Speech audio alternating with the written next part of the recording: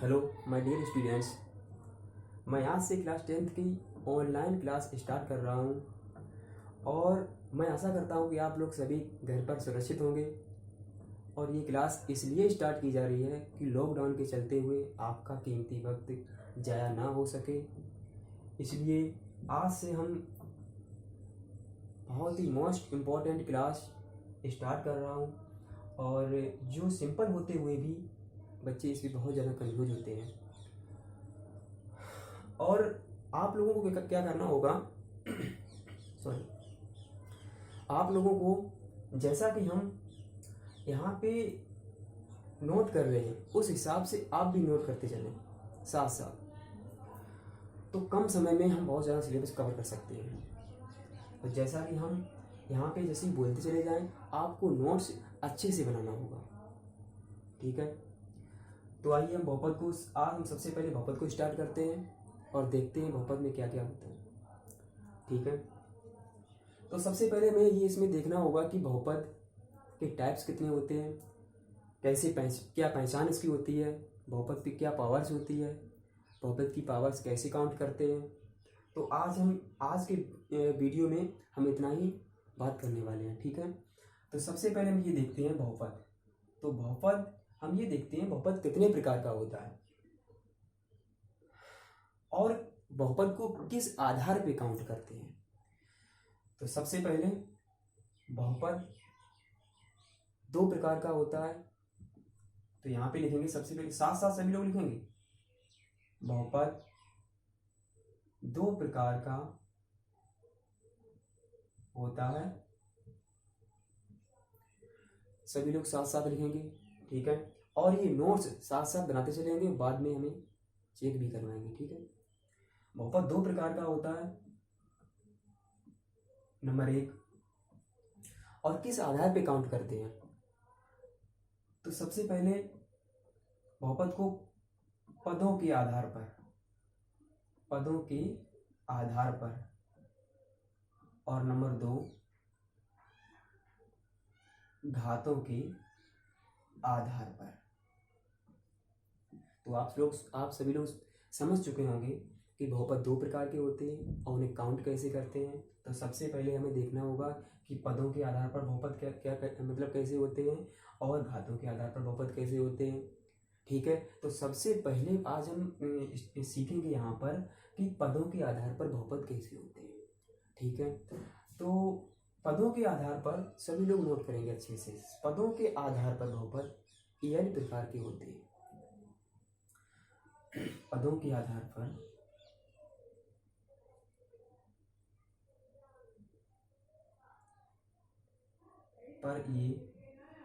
ये n प्रकार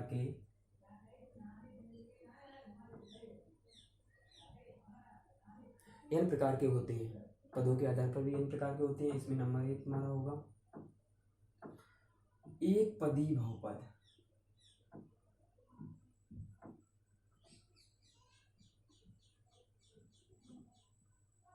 अब इसमें क्या लिखेंगे, एक पदी बहुपद में सभी लोग लिखो, ऐसा बहुपद जिसमें पदों की संख्या एक होती है, एक पदी बहुपद कहलाता है, ठीक है। ऐसा बहुपद जिसमें पदों की संख्या एक होती है, एक पदी बहुपद कहलाता है। तो हम लिखेंगे पदों की संख्या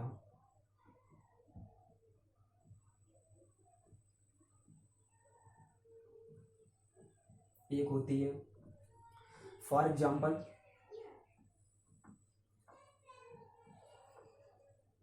2x, ax भी लिख सकते हैं। कांस्टेंट टर्म 2 भी लिख सकते हैं, ये एक पद का बहुपद होगा।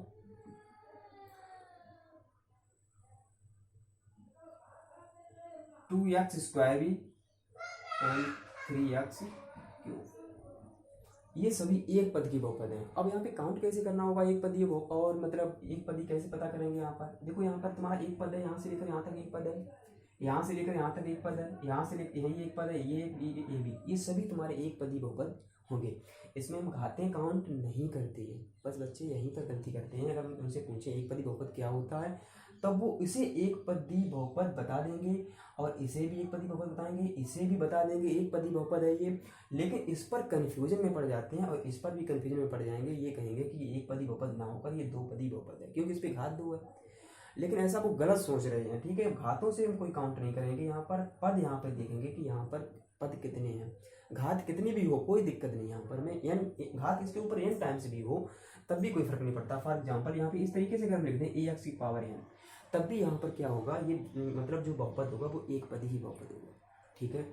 अब नेक्स्ट यहाँ पे हम देखते हैं दो पदी बहुपद।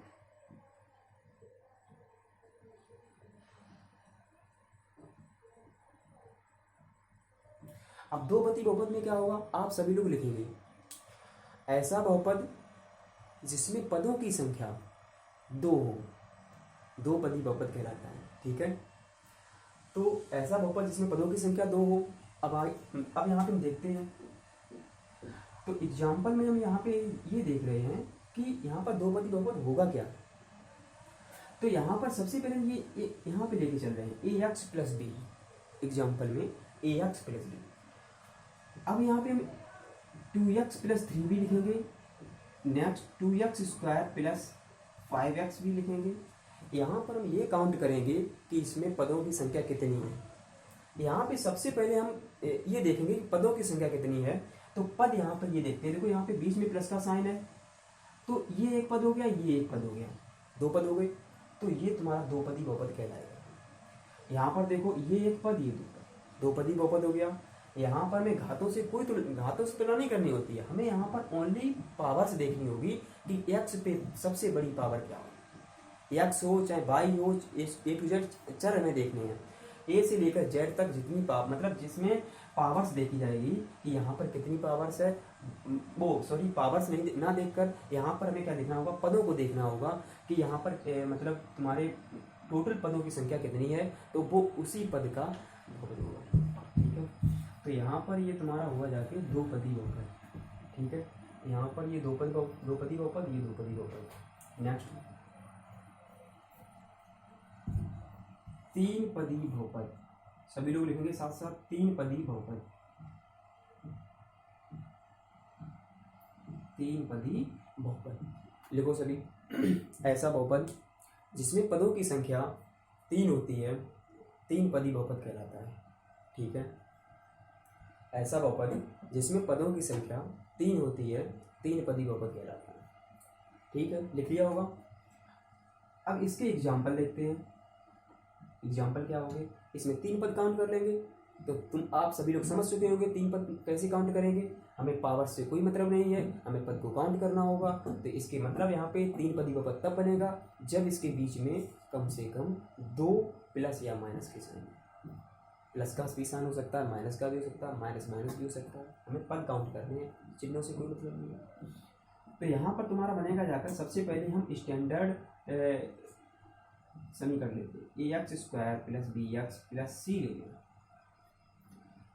और ये जो तुम्हारा समीकरण जो बनेगा जाकर, ये तुम्हारा जो समीकरण बनेगा जाकर, ये तुम्हारा 3 पदी बहुपद होगा। 1 पद 2 पद 3, ये तुम्हारा 3 पदी बहुपद है। नेक्स्ट तुम्हारा और देख सकते हैं यहाँ पर, तो 2x square plus 5x plus 6, हमने ये वाला बहुपद ले लिया। ये बहुपद तुम्हारा 3 पदी बहुपद है, 3 पदी बहुपद। तो इस तरीके से हमने 1 पदी बहुपद, 2 पदी बहुपद और 3 पदी बहुपद की यहाँ पर को समझा। और आगे नेक्स्ट चलते हैं। बहुपद हमारे होते हैं n प्रकार के, तो हमें यहाँ पे वो n पदी बहुपद होते हैं, तो हमें n पदी बहुपद को कैसे फाइंड करेंगे, तो ऐसे डॉटेड लाइन में चलते रहेंगे और चलने के बाद में लास्ट में तुम्हारा आएगा n पदी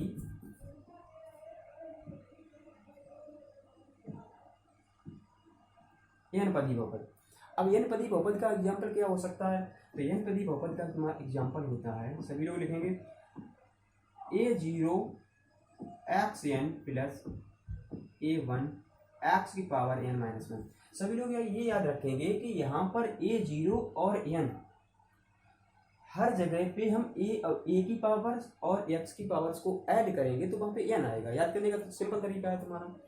तो यहाँ पर अगर हम A2 लिखेंगे तो आप लोग जानते होंगे, तो यहाँ पे माइनस का 2 आएगा, ऐसे ही प्लस डॉट डॉट डॉट चलते रहेंगे, और लास्ट में तुम्हारा यहाँ पे जब बनेगा AN तो यहाँ पे तुम्हारा आएगा x पर। तो ये तुम्हारा होगा एन पदी बहुपद। एन पदी बहुपद बनेगा जाकर। सभी लोग समझ चुके होंगे कि पदों के आधार पर बहुपद को कैसे काउंट करते हैं। ठीक है, अब हम यहाँ पे चलेंगे घातों के आधार पर। घातों के आधार पर बहुपद के प्रकार।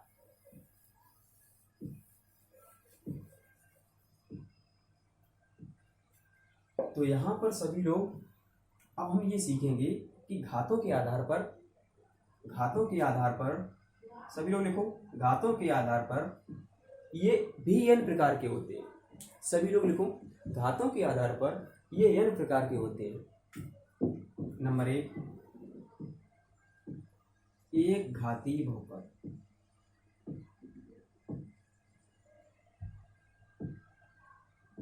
एक घाती बहुपद, और इसी एक घाती बहुपद का दूसरा नाम होता है, जो कंफ्यूजन वाला नाम होता है, ज्यादातर एग्जाम में यही आता है, रैखिक बहुपद। रैखिक बहुपद,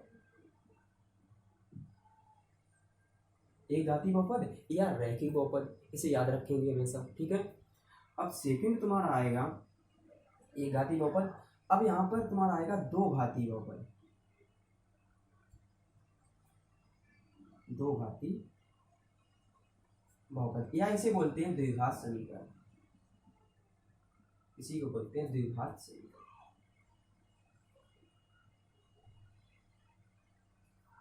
द्विघाती बहुपद। अब यहाँ पर तुम्हारा आएगा जाके ऐसे, यहाँ पे ये लिखना चाहें अगर यहाँ पे तो लिख भी सकते हो। तो ये तुम्हारा आगे नेक्स्ट आएगा त्रिघाती बहुपद। त्रिघाती बहुपद, और लास्ट में तुम्हारा बनेगा जाकर इसी प्रकार यहाँ पर n घाती बहुपद। लास्ट में तुम्हारा आएगा n घाती बहुपद। अब इसके क्या करेंगे, इसके एग्जाम्पल भी समझ लेते हैं, घातों के आधार पर कैसे बहुपद को काउंट करेंगे हम। तो सबसे पहले हम एक घाती बहुपद का एग्जाम्पल देखते हैं, है ना। इसमें पदों से कोई लेना देना नहीं, हम मात्र x की पावर्स को काउंट करेंगे। अगर x की पावर्स 1 होगी तो वो एक घाती बहुपद कहलाएगा। ठीक है, तो यहाँ पर तुम x की पावर्स जब 1 होगी तो उसे एक घाती बहुपद कहेंगे, तो इसे लिखेंगे ax + b। और यहाँ पे तुम्हारा बनेगा जाकर 2x + 5, एक घाती बहुपद की एग्जाम्पल। तो एक घाती बहुपद तुम्हारा होगा जाके ये बनेगा, एक घाती बहुपद इसमें x की पावर 1 हो, x की पावर 1 हो, तो ये एक घाती बहुपद होगा जाके। अब बच्चे यहाँ पर ये गलतियाँ करते हैं कि यहाँ पर x की पावर्स को काउंट ना करके ये पदों को काउंट कर लेते हैं, और पदों को काउंट करके ये गलतियाँ कर देते हैं। ठीक है, तो यहाँ पर हम ये देखेंगे पदों को काउंट ना करके हम यहाँ पर घाती में घात को काउंट करेंगे। ये पावर्स है, ये पावर्स है 1, तो ये तुम्हारा हो जाएगा एक घाती बहुपद। ठीक है, अब हम यहाँ पे क्या करेंगे, अब दो घाती बहुपद देखते हैं। ठीक है, दो घाती बहुपद में क्या होगा कि x की पावर्स में 2 देखनी है। ठीक है, ax² + bx + c, ये तुम्हारा होगा जाके दो घाती बहुपद। इसमें पदों को काउंट नहीं करते हैं, इसमें x की जो मैक्सिमम पावर होगी, सबसे अधिकतम घात होगी, वही तुम्हारी क्या कहलाएगी जाके वही उसकी x की घात कहलाएगी, और जो जितनी घात होगी उतने ही घात का वो बहुपद होगा। ठीक है, उतने ही घात का बहुपद होगा। तो यहाँ पर तुम्हारा क्या बनेगा जाकर, ये इसकी मैक्सिमम पावर 2 है, तो यहाँ पर मैक्सिमम पावर 2 है, तो यहाँ पर दो घाती बहुपद कहलाएगा। यहाँ पर मैक्सिमम पावर 2 है, तो ये तुम्हारा दो घाती बहुपद होगा। ठीक है, ये दो घाती बहुपद होगा।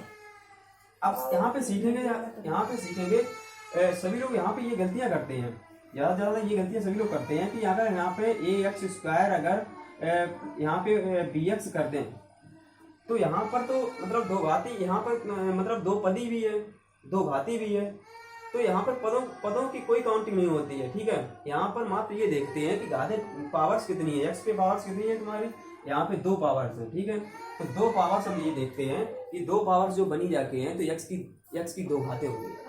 ठीक है, इसके बाद में हम ये देखते हैं त्रिघाती में क्या होगा। सबसे पहले ये ए एक्स क्यों ले लें। अब आप लोगों के मन में ये डाउट होगा कि सर यहाँ पे तो दो घाती था तो तीन तीन पद ले लिए। हमें यहाँ पे पद नहीं देखने, हमें यहाँ पर मैक्सिमम पावर देखनी है। सबसे अधिकतम घात क्या है, तो सबसे अधिकतम घात हमारी x की घात 3 है। तो मायने में आना चाहिए कि अधिकतम घातों के आधार पर हम तुलना कर रहे हैं, तो घातों के आधार पर तुलना जब कर रहे हैं तो हमें घात देखनी चाहिए। तो यहाँ पर सबसे बड़ी घात यहाँ पर 3 है, तो हमारा ये 3 घातें हुआ। हमें पद नहीं देखनी है, हमें घातें देखनी है। तो घातें हमारी सबसे बड़ी घात कितनी है, 3 है। तो अगर आपके मन में ये डाउट होगा कि यहाँ पे कुछ और नहीं लिखा है, चलो मैं यहाँ पे आपकी डाउट को क्लियर कर दूँ।